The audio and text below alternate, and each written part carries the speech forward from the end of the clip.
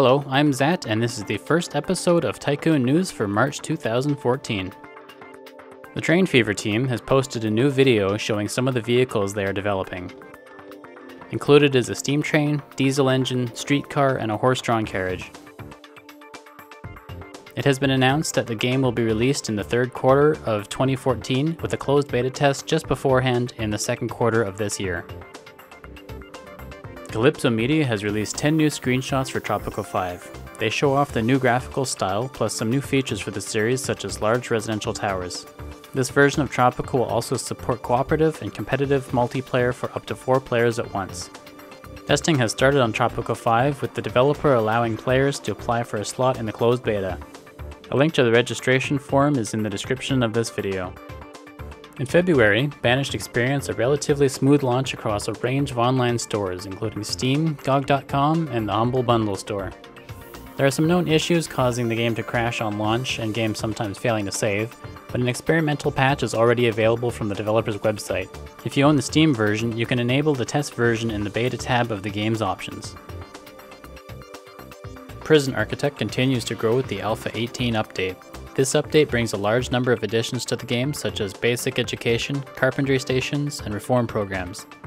Together these programs will build the skills needed for prisoners to live a normal life outside your prison and is a large part of Prison Architect's endgame. Alpha 19 is scheduled to release later this month.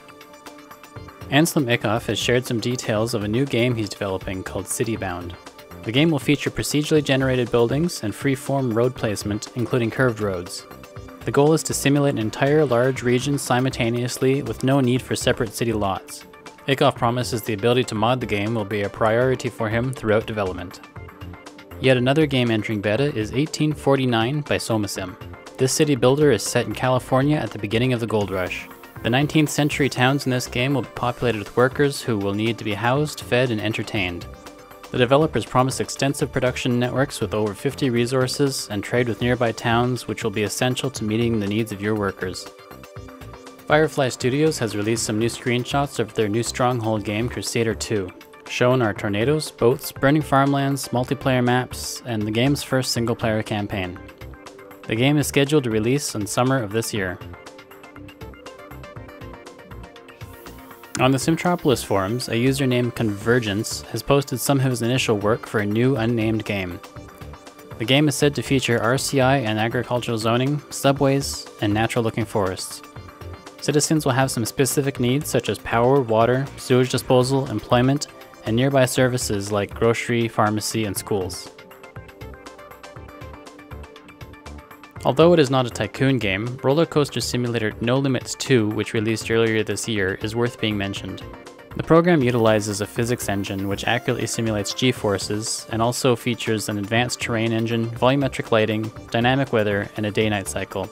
The simulator is lacking in scenery objects to decorate your coasters, but No Limits 2 is able to import your own or third-party models and ships with 37 different coaster styles. The game can be bought from their site for $45.95 US. Thank you for watching Tycoon News, and please consider subscribing to this channel if you want to catch the next episode. Also, feel free to let me know if you think I missed anything or would like to see something in the next episode of Tycoon News. And if you're so inclined, check out some of the other series on my channel. Take care and see you next time.